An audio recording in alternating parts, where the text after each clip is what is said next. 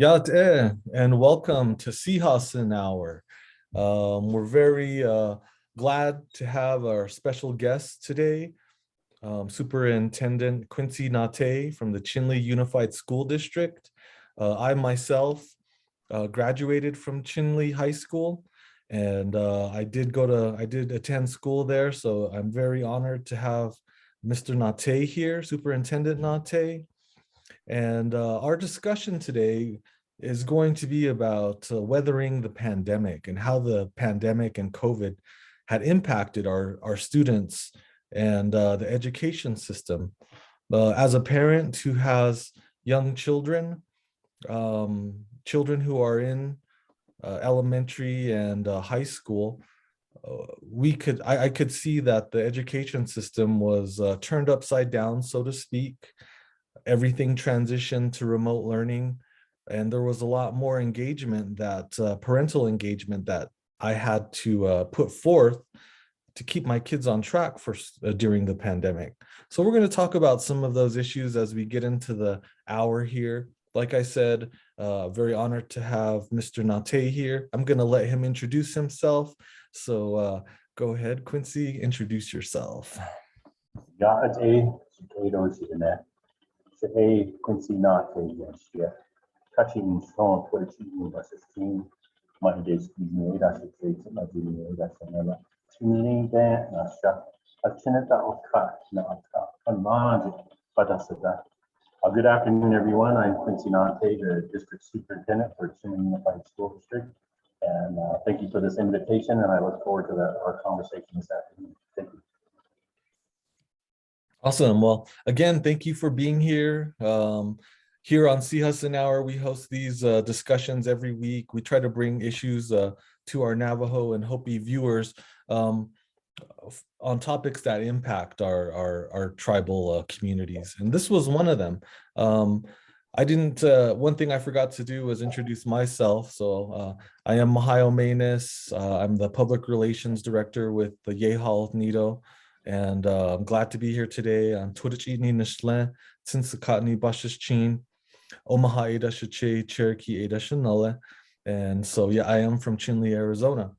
And one of the things that I wanted to talk about, just to kind of lead off our conversation, is to recognize Superintendent Natay for also being recognized and awarded the Superintendent of the Year for Arizona, awarded by the Arizona School Administrators.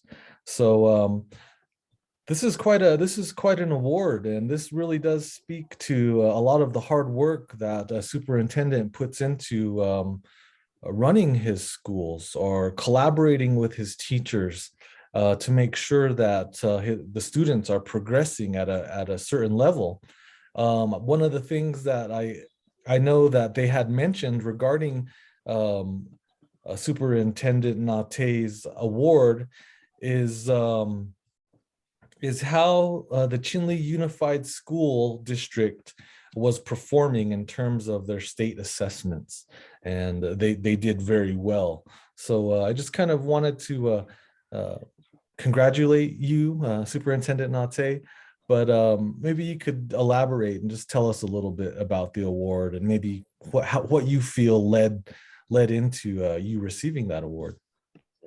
Thank you, Mahayo. First, let me, I forgot a very important fact. I too am an alumni of Chinle High School. I'm a Wildcat graduate as well. So, we're representing Chinle High School in my district. But just to kind of describe the demographics of my district, we are the largest public education school system on the Navajo Reservation. We had over 3,444 students. We cover 4,200 square miles. And pre-pandemic, we were busing over 6,000 miles. And so one thing that I'm very proud of is we have 8 schools that we operate. We also serve, we have a pre-K-8 school in Mini Farms, the community of Mini Farms, and we have a pre-K-8 school in the community of the Saley area in Arizona, where Dene College is located. I have 580 employees, and one thing that we're proud of is, of my 258 teachers that I have, 186 are Navajo, and also 79 are Chinle High School alumni. So we're very proud of that fact. As far as the award of Ohio, I'm very honored to be recognized or acknowledged by the Arizona School Administrators Association as the Arizona Superintendent of the Year. And I'm also very proud of the fact that I'm the first Native American in Arizona to receive the award, this prestigious award for superintendents. And so the way one of the factors that we were that I feel that I was picked as was asked in the question is our academic performance. When I started as superintendent, I'm now completing my 9th year in the school district. We were the worst performing reservation district on Navajo academically, as far as the state assessment is concerned. So what we've been able to do, and I have an excellent team, with the teamwork, we developed a plan, and we were able to not only become the top performing reservation district in the state of Arizona on Navajo, as far as academics are measured, but also the top performing reservation district in the state of Arizona. And so we were able to catch many of our peers, meaning when I say peers, off reservation districts we surpassed as far as academic performance. And so that's one major factor of what we were, of my recognition is, again, the teamwork that the team and their accomplishment, led to my recognition. And so I'm very proud of the fact that now we are the top performing reservation district, not only on Navajo, but in Arizona. And we continue to catch our border towns, because as we know, as a parent and grandparent myself, we want quality education for our kids. And so some of us feel compelled that maybe an off-reservation district provides better services, so we send our children to border towns and dormitories. Winslow, Flagstaff, Holbrook is an example. I'm proud to say that we are now catching those schools. We've even surpassed Flag Unified in math as far as the last time we took the state assessment. And so what I tell my parents is, as a parent and grandparent, I want a quality education. Well, now you can enroll your child in my district and reunite your family and keep them home, because we are providing a quality education. So I'm very proud of that fact. And so, being the Arizona Superintendent of the Year, what does that mean? Each state picks a Superintendent of the Year to represent their state.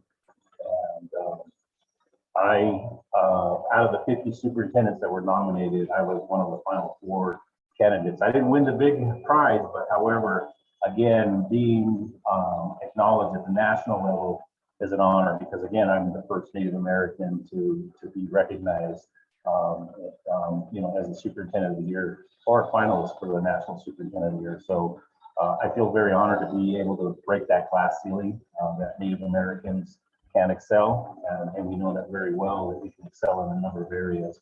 And so I'm honored, to be recognized in that manner. And what was the criteria? Was one question that I was asked. And well, one is leadership for learning, and as Mahino asked the question about academics, that was a factor. Communication, how do we keep the communication lines open? Professionalism, and then of course community involvement. Those are 4 criteria that the AASA National Superintendent of the Year looks at. What in those areas, are you excelling, and then tell your story of how you're excelling in those areas. Was the process that I went through. So with that, it comes, with the acknowledgement. It's allowed us to meet one of our objectives in our strategic plan, which is putting Chinle on the map. I'm very proud that, nationally now, not only Navajo, but Chinle specifically, Chinle Unified School District is on the map, and we're on the radar of a number of organizations out there. And then it's allowed me to get a seat at the table as far as policy decisions are concerned, not only Navajo, but the state, and then now nationally as well too. So it's allowing me to create awareness of some of the challenges students on reservations have to face in order to get an education. That's awesome. Oh man, and the first Native American to be recognized as a Superintendent of the Year, that's quite a great honor. And again, congratulations, especially coming from our hometown of Chinle. As you guys can probably see, we both have Spider Rock in the background here. That right. that wasn't our backyard, right? Yeah, wasn't planned, but Yeah. we're all always proud of where we come from, and I can see that as well. Just a real quick, Superintendent Natay, I could hear a little bit of an echo. I'm not sure if you have another window open by chance, like a computer window, but if not, I could hear you and I could understand you, but we just had a little bit of an echo. Just wanted to Okay. just check that out. Okay. Also, having been able to receive that award and to work with your schools to bring all of the students up to a certain level to be passing these state assessment tests is something that's it's a challenge, I'm sure. And for us to see our school districts doing well comes with a lot of hard work.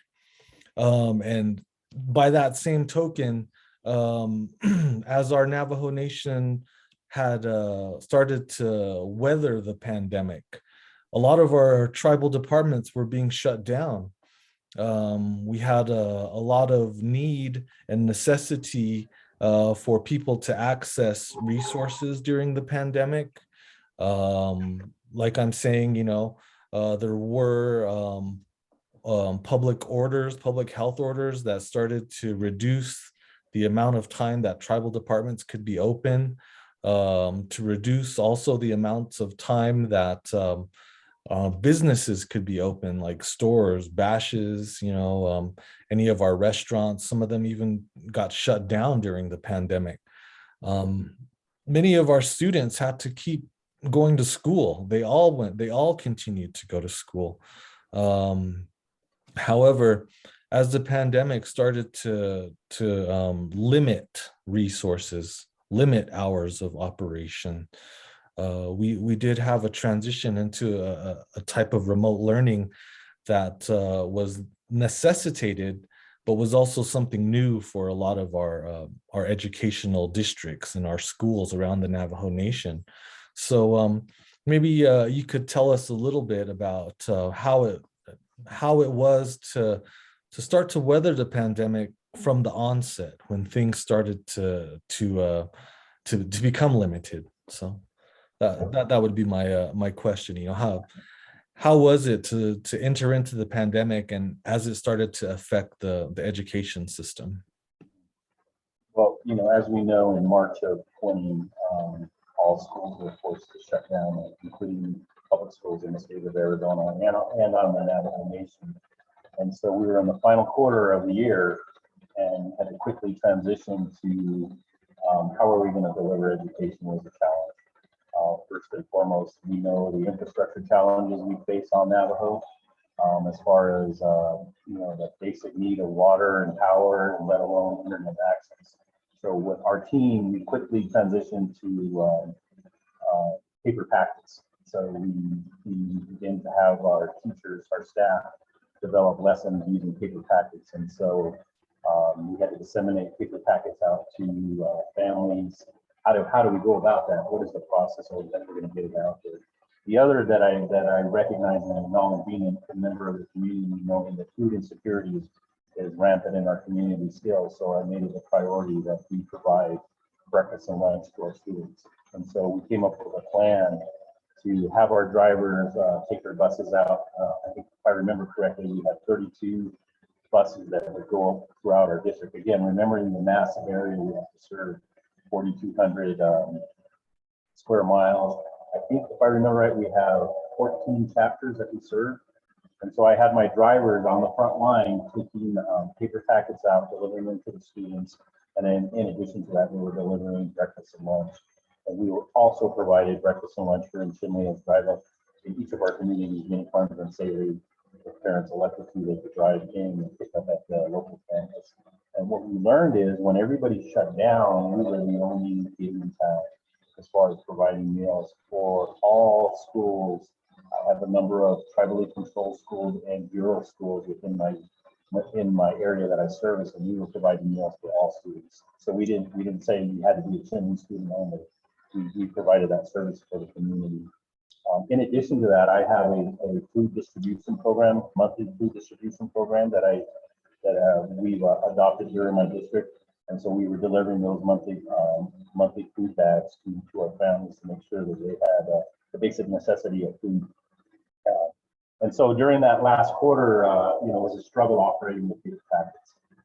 At that time, the pandemic was new and people weren't sure about handling paper. Does the virus transmit, via paper?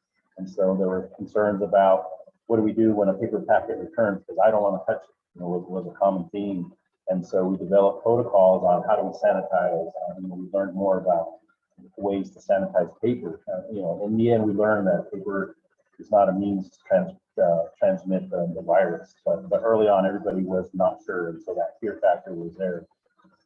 And so moving into the summer, knowing, well, what are we going to do next school year? Because we thought that this is going to last a month, be back in operation, and then it led to 2 months, and then here we were at the end of the school year, and knowing that we were going to transition into next school year, probably offering education remotely again. And so quickly, I assembled my team. I was allowed to be a part of Arizona School Reopening Plan Committee.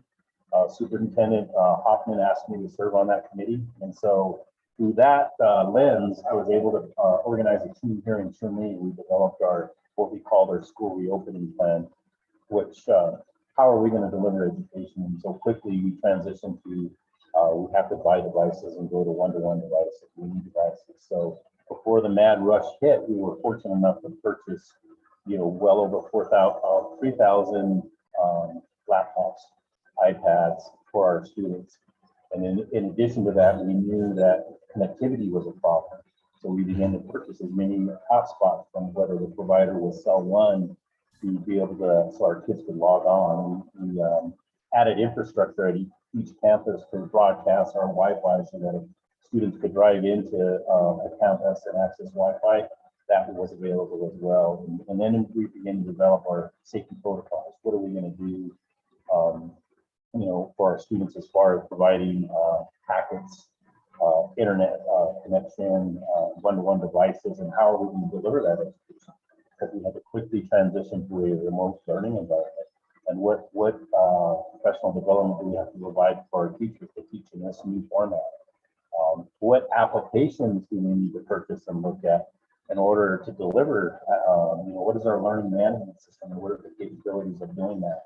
And so the team that I assembled, and I have to give them a shout out because they did an amazing job of helping me put together a plan on how we're going to deliver education remotely. And in addition, considering the circumstances of some families may not have power to charge a battery, those little things.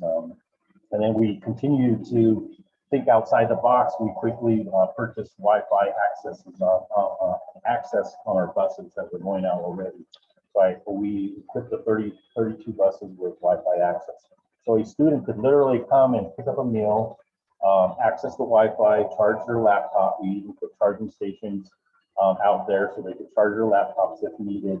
And most importantly, access the Wi-Fi to either turn in lessons, download lessons, all of that. I mean, we had kids,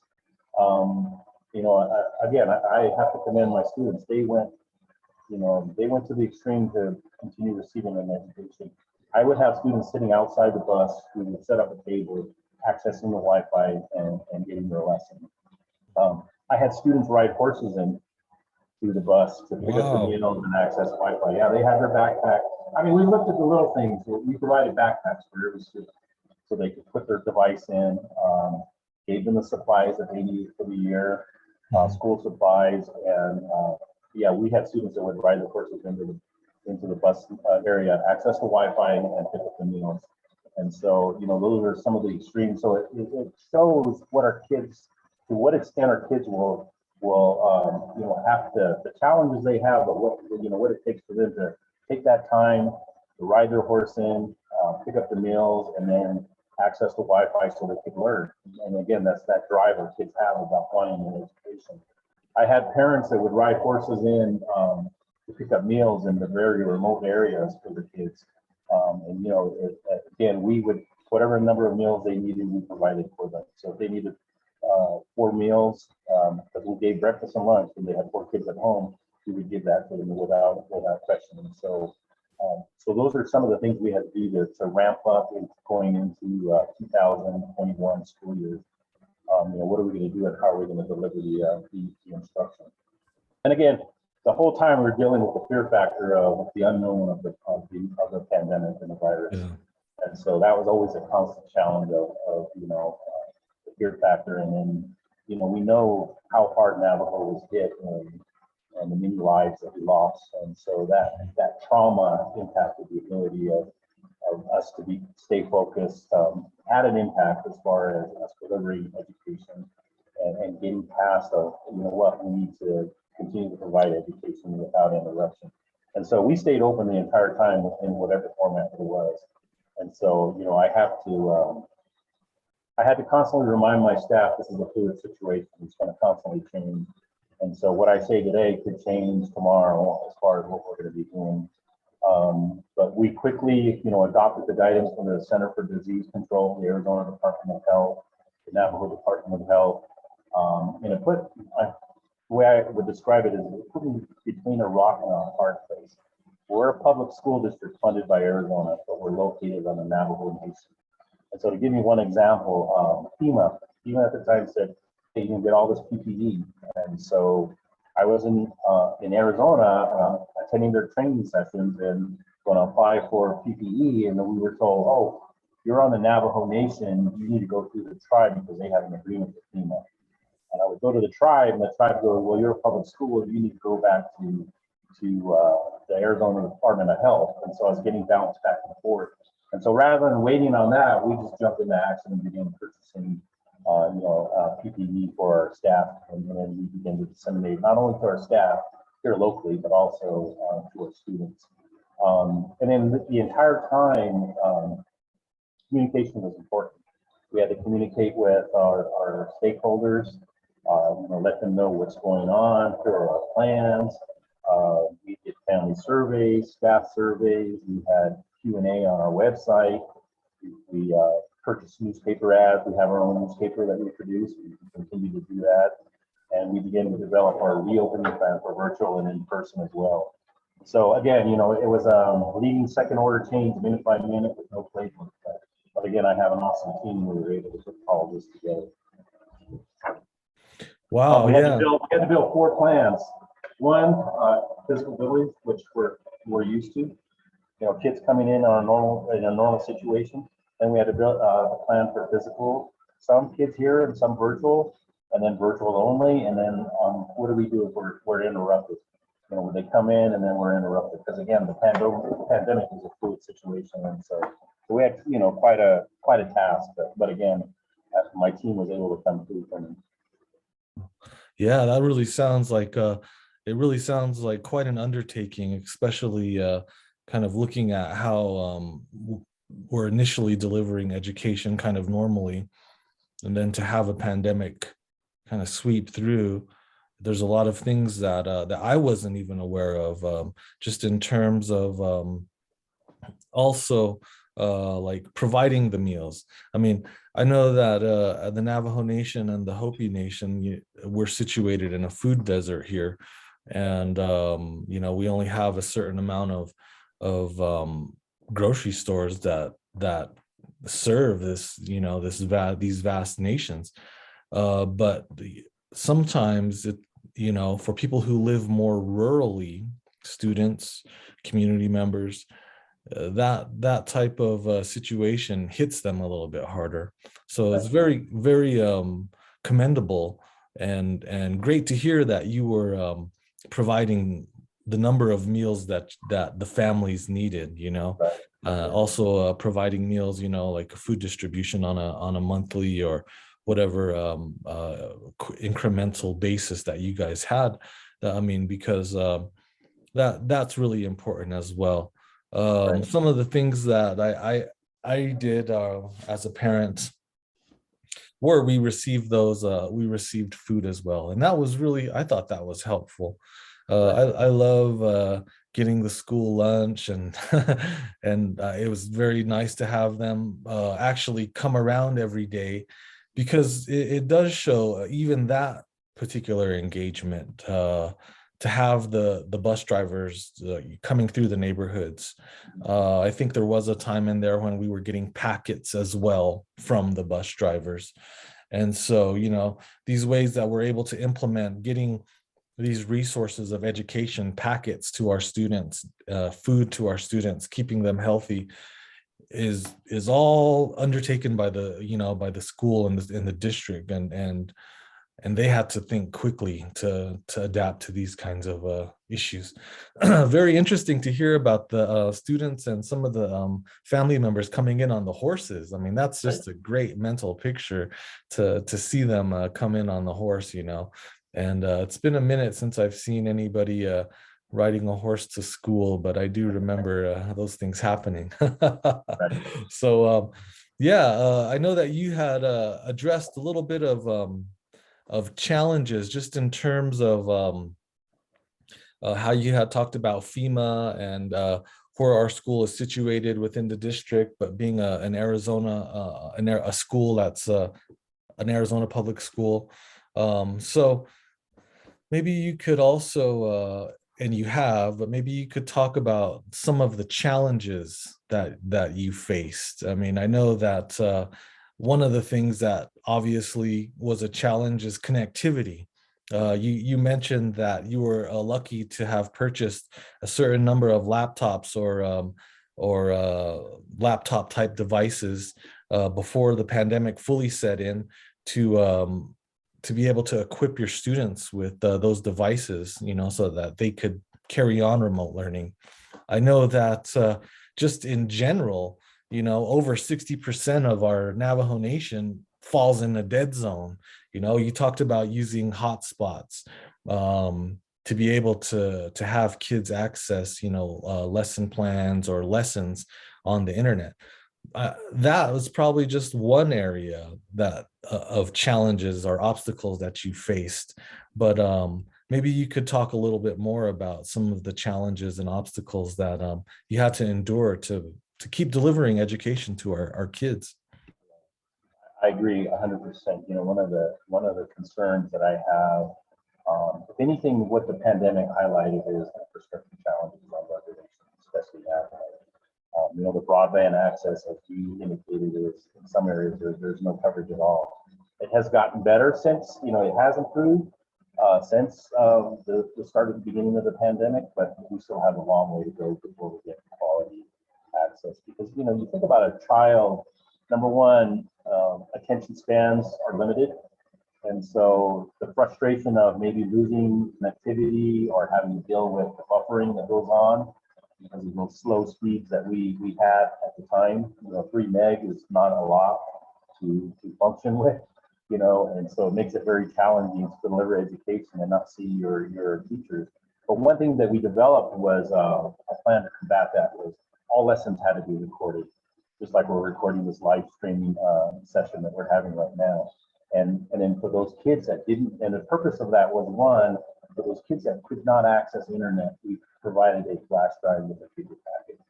So they could view the recorded lesson, on their own time with their device. Again, everyone had a laptop. And so that was another idea that we came up with in order to make sure kids were receiving instruction because of lack of how do we satisfy their education needs because of the lack of broadband.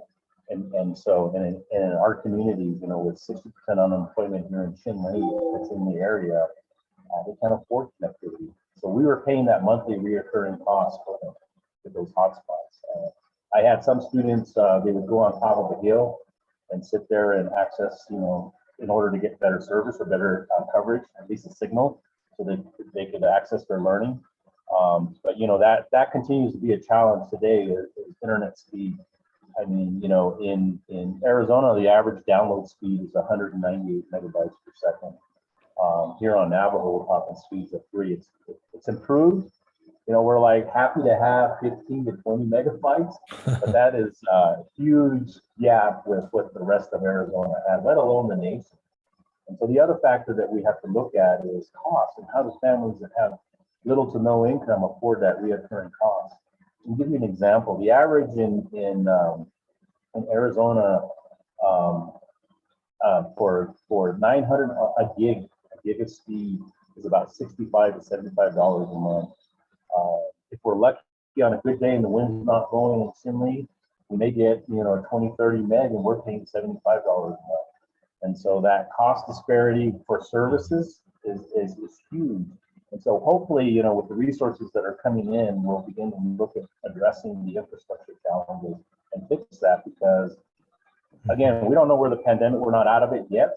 It's improved significantly, but in the event we have to transition back to a virtual setting, we're going to be a little better prepared as far as delivering instruction remotely, but it's not the ideal situation yet here on the Navajo. We still have work to do on improving that infrastructure. In terms of delivering education during the pandemic, and some of the things that you also implemented to make sure that students were getting the lessons, able to access lessons, and just continuing the flow of education, so it wasn't there's a great disturbance in there. Kind of looking back at that, do you feel that students were able to adapt? Were there, did some students fall behind? For the majority of students, were they able to kind of keep on track?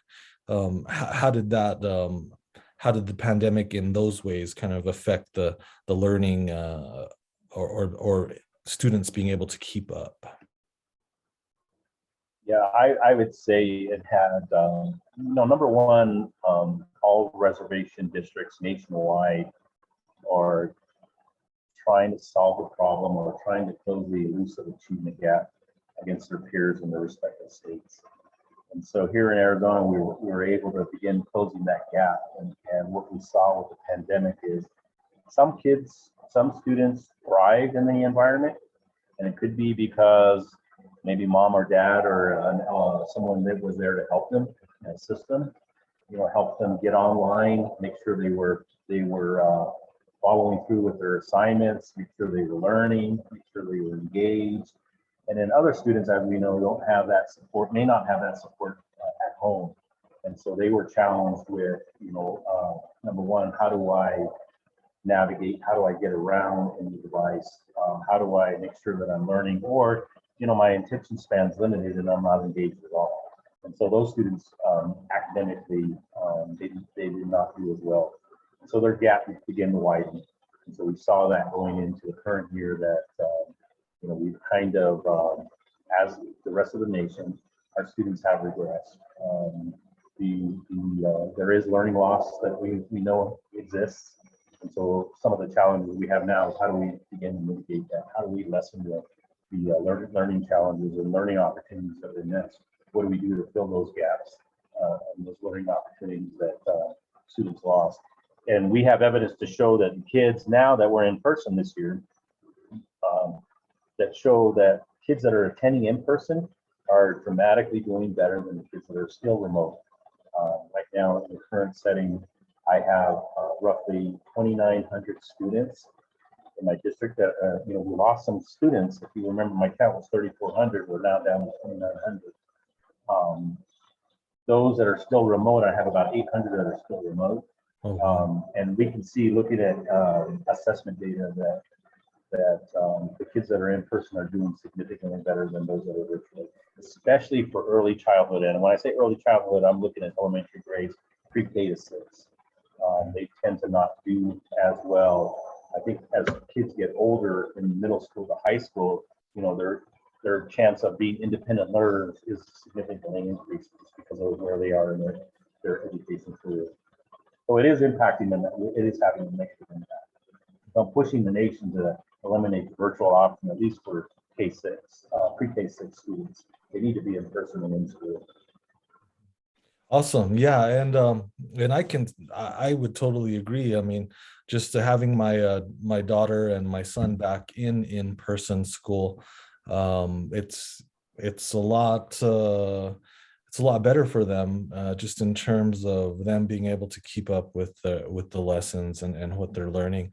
And so on that note, as the Navajo Nation was able to start to reopen schools, we know that you were wanting to bring your kids back into school, and obviously because in person class and in-person instruction is really going to be more optimum for kids to succeed in. But what were some other reasons and reasoning behind maybe you wanting to reopen your school, and how did you go about that? What were some of the assessments that had to be made before you could do that?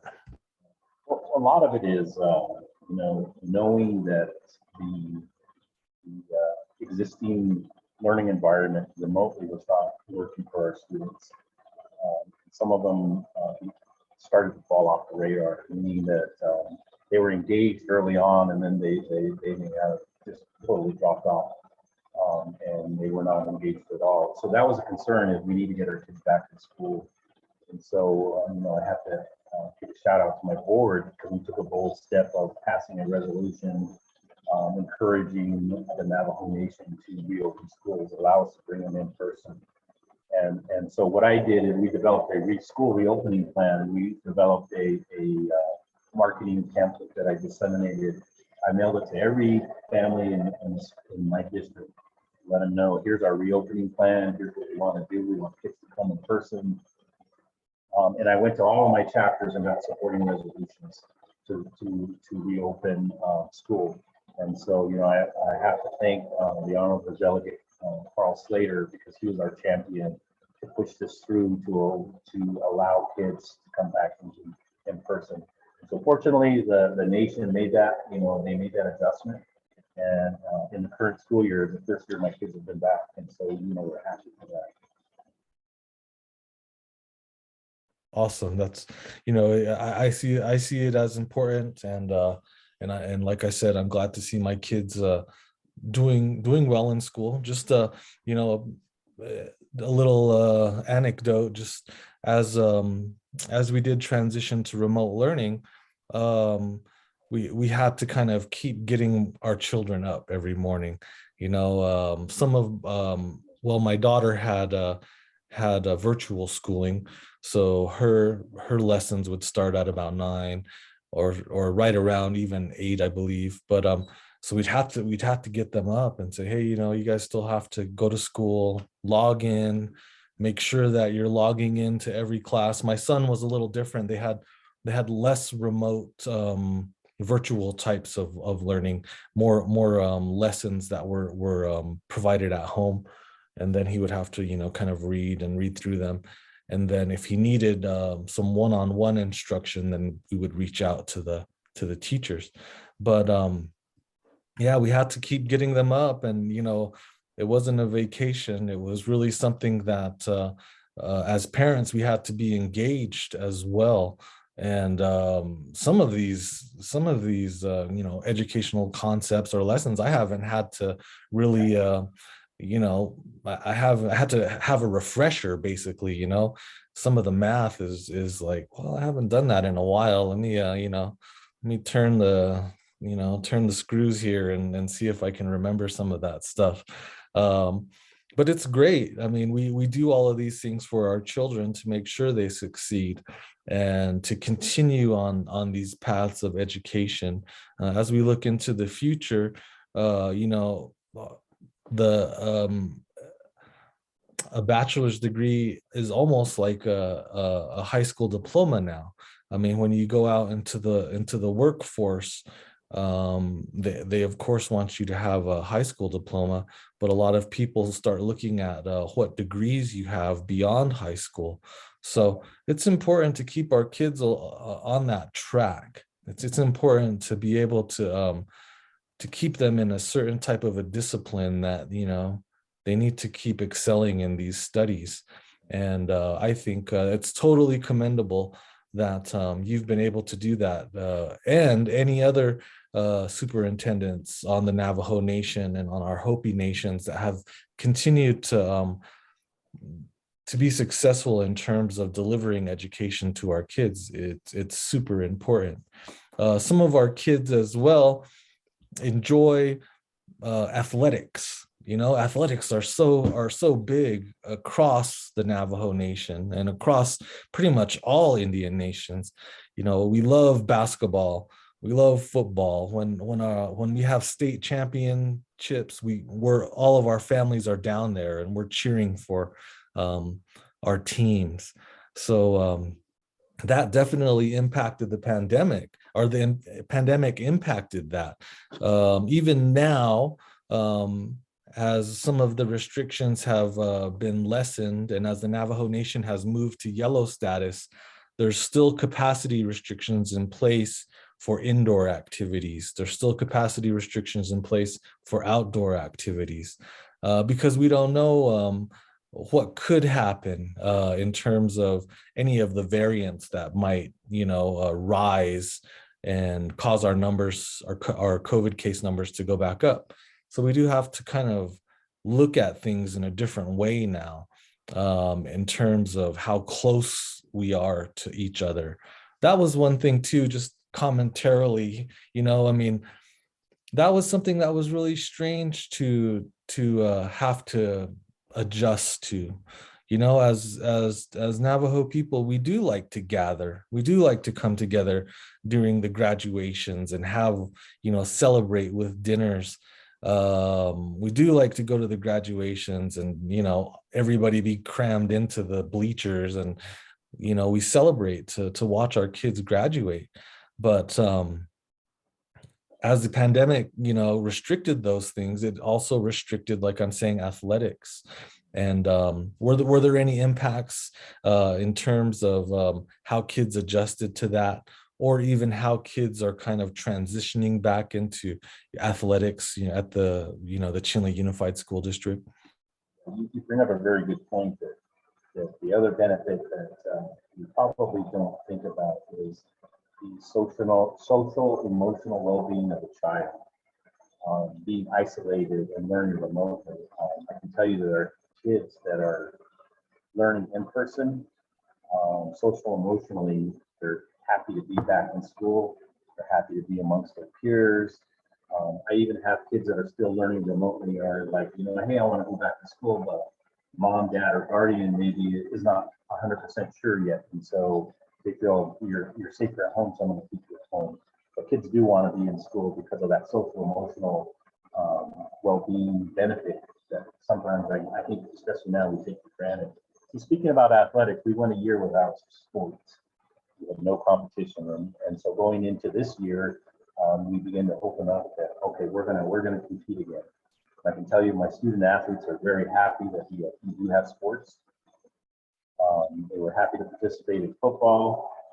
We had all the seasons. We had football, cross country, we had wrestling, and of course basketball, as you mentioned, is king out here on reservations in most native communities. And we're wrapping up our track season as we speak now. I have some individuals that have qualified for the state track meet, so we're down in Phoenix right now competing. But speaking about basketball, as we begin to open up and allow fans, I think Navajos, as you indicated, love to gather. And we begin to have fans showing up in our building, and they were very committed to wearing a mask. If there's anything that we've learned as Navajos, is the mask is an important mitigating factor for preventing the spread. Even when I travel off reservation, sometimes maybe early on in the school year, I would always wear a mask and kind of feel, people would look at you like, what's wrong with you? You feel not only that you're a minority, but now it's compounded you're wearing a mask. And so we followed the guidelines as far as that was concerned. So they're very happy. I'm happy to say, kudos to my girls basketball team. They made it to the state finals. And here's what's amazing is for girls basketball competition, I think they set the record of over 12,000 fans to watch us compete against Ultra Safe. Fell a little short, but still, for them to come back with having a year layoff and then come back and be able to compete at that level. And it was March Madness for us, even though it wasn't in March. So they rose to the occasion, and they were upsetting teams along their journey, and we were able to make it to the final of the championship game. And again, we fell a little short, but that was still quite an accomplishment considering that we had a year off. And so I think the student athletes are very happy that we're re-engaging and athletics. So going into this summer, we didn't have preseason like we do for a number of sports. Oh, I think going into the summer, we are going to have that opportunity for our kids. You know, they can begin. I know at least for basketball, they're ramping up and they're going to be attending camps. They're going to be in various leagues throughout, high school leagues in our area. So again, all of that is ramping up as well. Awesome. And does Chinle have a graduation coming up this weekend? Is it on? Yes, we do on Saturday. On Saturday, oh, wow. yes. Yeah. What are some of the regulations, or like some of the policies, or just I guess safety precautions that are being implemented for the graduation this weekend? Yeah, when you were talking about some of the challenges, I was sitting here thinking about graduation. Right at the start of the pandemic, we had a drive-through graduation, even though we may not have been allowed. We set it up that our kids would drive through, and I was thinking about it. I was actually wearing gloves and a mask. There's no handshaking, no physical contact. We had hand sanitizer. We're handing the diplomas to the vehicles as they pass. And then the following year, we did a second drive-through. The students were allowed, if they wanted to, they could get out of the vehicle, walk across the stage, get a photo op, and there was fist bumping. If they wanted to handshake, that was allowed. No gloves on. And now we're going into this Saturday's exercise, commencement exercise, and it's going to be in person. So I'm very happy for that. And as you know, in our den, when we have graduation, that place is filled to capacity, and you have over 6,000 to 7,000 community members watching. And so that event is going to happen. And so some of the restrictions we have is we're limiting the number of people because of the 50% capacity requirement. We are requiring masks. At least we're going to have an in-person graduation. Yeah. So I'm looking forward to that for graduating seniors, because the prior two classes didn't have that opportunity. And again, so they're limited on number of guests they can invite overall.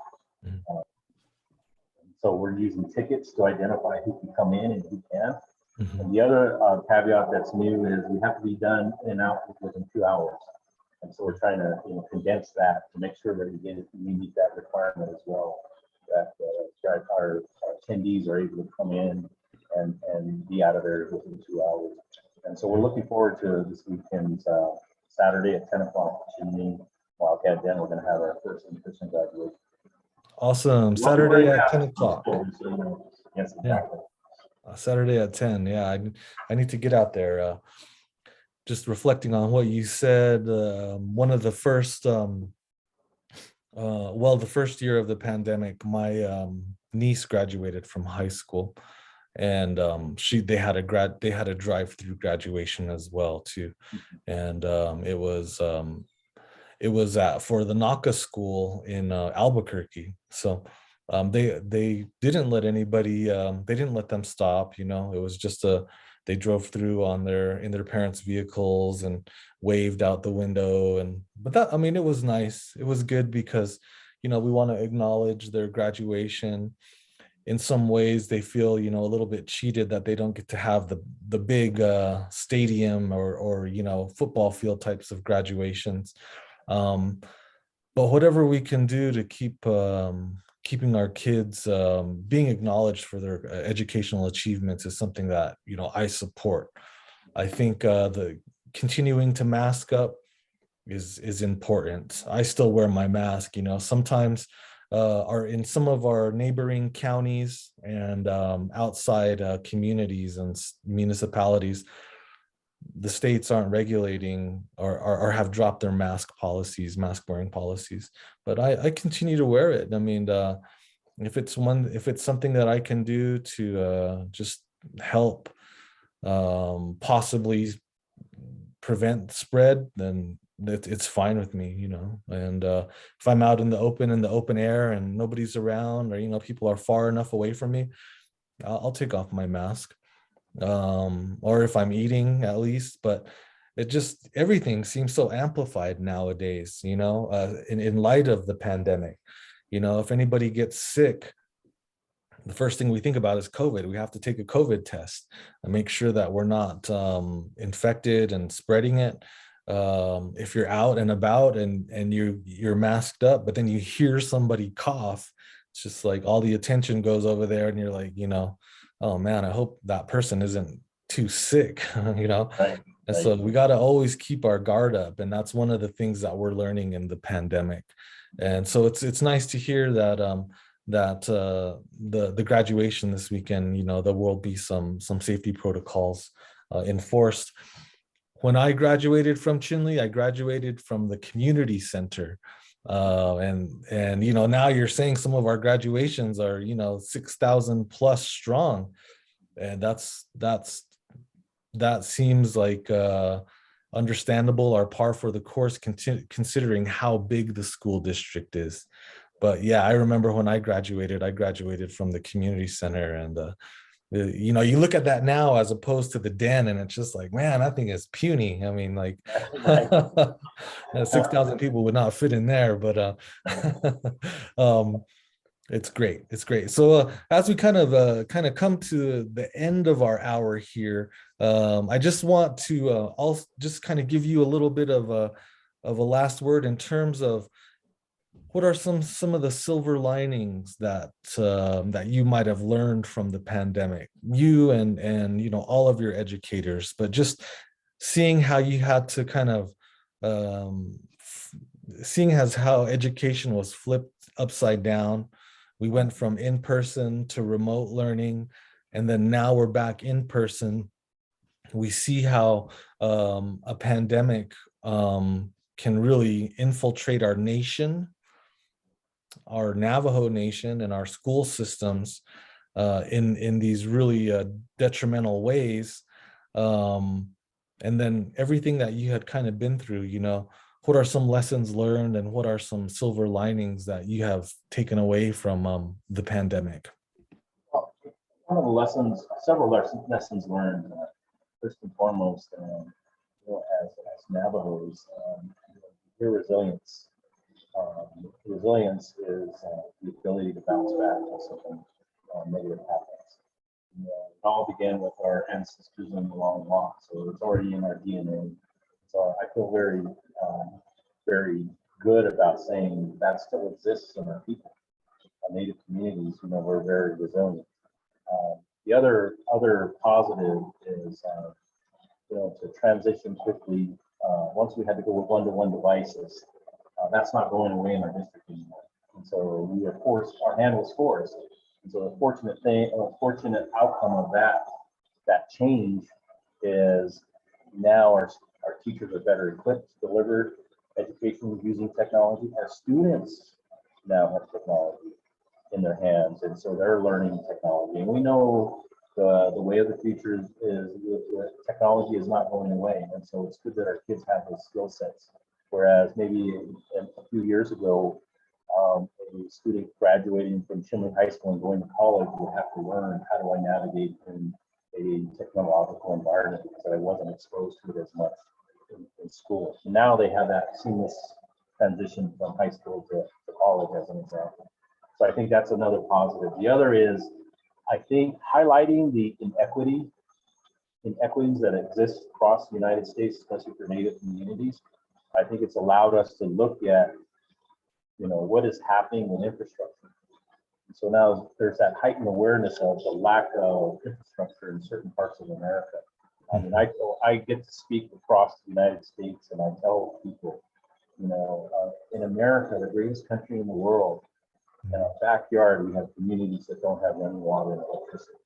I'm able to share that message with policymakers, with decision makers about some of the inequities and challenges our students face. And so, I constantly share that message about, imagine your kindergarten student having to go to the bathroom in the outhouse in the middle of the night and walk through snow to get there, because they don't have the convenience to walk into a bathroom and flush the toilet. So, those kinds of messages resonate with people about, wow, that exists in the United States of America, and how do we correct that? It's going to take resources, and so we're seeing, we're fortunate enough to see resources, but it's only the beginning, and hopefully that continues moving forward. But As far as my staff, I want to acknowledge them. You know, to go through a pandemic, all of us can say we didn't sign up for this. But you know what? That ability to transition and adjust and adapt to the new learning environment. You know, kudos to them for being able to step up and continue to grow their education. Again, we never shut our doors as far as delivering an education. We did all we could to help our community. We provided resources, and you know, they stepped up. And so I have to acknowledge my team, my teachers, my food service workers, my bus drivers. They were on the front line at the beginning of the pandemic, you know, delivering packets and meals. All of my staff, you know, for stepping up and going beyond, you know, what's expected, because nobody expected the pandemic and what it meant. And so, you know, I have to give credit to my team, because, you know, they rose to the occasion. And then last but not least, my students, you know, just hanging in there with us. And, you know, we're coming out of the pandemic, and it's going to get better. And you know what? We demonstrated we can excel, and we will do it again. We will do it again moving forward. That's awesome. Thanks for coming on today. Appreciate you being here. And from one Wildcat to another, I just want to also congratulate you once again on being the Arizona Superintendent of the Year. Great accomplishment. As you had noted, the first Native American, and that's really awesome. I mean, you're representing for not just Chinle, but the Navajo Nation and all of the Indian nations, you know, and people will look to that and say, you know, we had a Native American who was the Superintendent of the Year. And then they look at your school district and they say, that's a massive school district. Look at all of the communities that he has served. You've done a great job in terms of keeping our kids in school, transitioning in and out of this in-person to remote and then back to in-person. I know that you have you know, a great care for our kids and looking at them and saying, you know, protecting them against something like the pandemic, while also thinking, well, I got to be dynamic in terms of, you know, keeping them educated, keeping them on track. And that's really something that is super commendable. So I appreciate that. And, you know, we're coming to the end of the hour. I just want to, again, thank you for coming on, congratulate you for the award and the accomplishment. And hopefully we'll see each other soon. My family all says hi. They all, you know, they've all worked with you, and they said, make sure to tell them that we're very happy that he received that Superintendent of the Year. So thanks for being a part of this today, Superintendent Natay, and hopefully we'll talk again soon. Go ahead. Oh, Take care. Thank you. Oh.